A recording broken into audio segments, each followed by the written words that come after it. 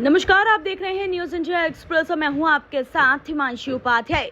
अरविंद केजरीवाल ने दिल्ली के मुख्यमंत्री की जिम्मेदारी आतिशी को सौंप दी है। विधायक दल की मीटिंग में ये बड़ा फैसला हुआ है। आपको बता दें कि ये कुर्सी किसी और को भी मिल सकती थी। वो कुर्सी कैलाश गहलोत को भी तो मिल सकती थी, जिनके जरिए केजरीवाल हरियाणा का चुनाव साध सकते थे। इस कुर्सी के दावेदार गोपाल राय भी हो सकते थे, जो केजरीवाल के पुराने भरोसेमंद थे। तो फिर आतिशी ही क्यों? आखिर आतिशी को मुख्यमंत्री बनाकर अरविंद केजरीवाल क्या संदेश देना चाहते हैं? तो आइए आपको बताते हैं। अरविंद केजरीवाल के जेल जाने के बाद से ही पार्टी में ये बात उठने लगी थी कि वो इस्तीफा देंगे और उनकी पत्नी सुनीता केजरीवाल ही दिल्ली की मुख्यमंत्री बनेंगी। सुनीता केजरीवाल की सक्रियता, बड़े बड़े मंचों पर विपक्ष के बड़े बड़े नेताओं के साथ उनकी मौजूदगी और फिर चुनावी रैलियों में सुनीता केजरीवाल के भाषण इस बात की ओर इशारा कर रहे थे कि अब आप करता धरता सुनीता केजरीवाल ही होंगी।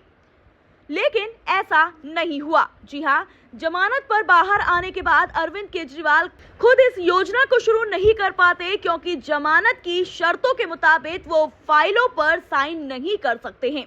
अब अगर दिल्ली की महिला मुख्यमंत्री दिल्ली की महिलाओं के लिए एक योजना शुरू करे तो उसका प्रभाव कुछ और ही होगा।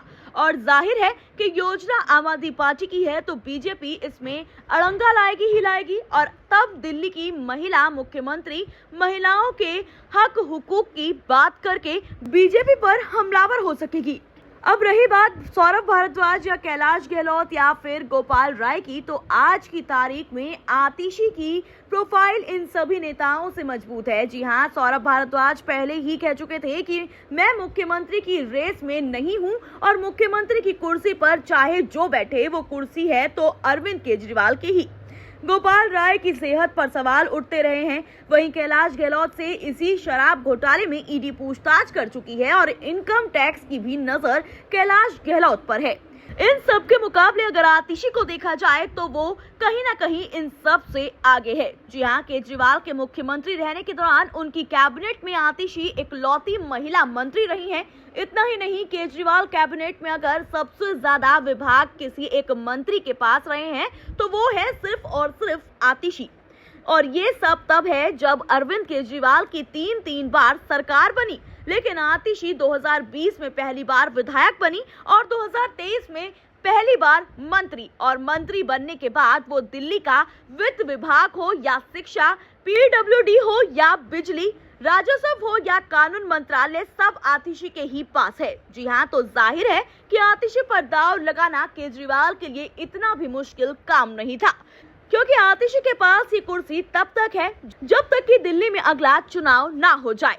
दिल्ली की सियासत में आतिशी की पहली बड़ी परीक्षा तब हुई थी जब उन्हें 2019 में सीधे ही लोकसभा चुनाव को लड़ाया गया। इससे पहले तक वो मनीष सिसोदिया के सहयोगी के तौर पर ही काम कर रही थी, लेकिन 2019 में जब वो चुनाव हारी तो 2020 में विधायक बनकर दिल्ली विधानसभा पहुंची।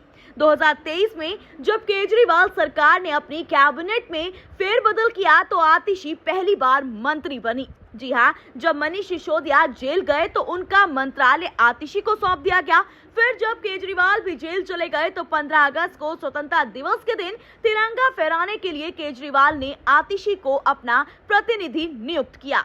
लेकिन इस बाबत उपराज्यपाल वीके सक्सेना से इजाजत भी मांगी गई, लेकिन इजाजत मिली नहीं। लेकिन तभी ये तय हो गया कि आतिशी का पार्टी में कद कितना बड़ा है। और अब जब दिल्ली में विधानसभा के चुनाव होने वाले हैं तो अरविंद केजरीवाल दिल्ली में एक महत्वाकांक्षी योजना लागू करना चाहते हैं, जिसके तहत हर महिला को हर महीने खाते में 1000 रुपए दिए जाएंगे। बाकी तो ये वक्त बताएगा कि अरविंद केजरीवाल का ये दाव दिल्ली चुनाव में कितना कारगर होने वाला है। लेकिन आतिशी को मुख्यमंत्री बनाकर केजरीवाल ने कम से कम ये तो बता ही दिया है कि उनकी नजर हरियाणा के चुनाव पर कम और दिल्ली पर ज्यादा है। इस तरह के तमाम अपडेट्स के लिए आप जुड़े रहें हमारे साथ। धन्यवाद।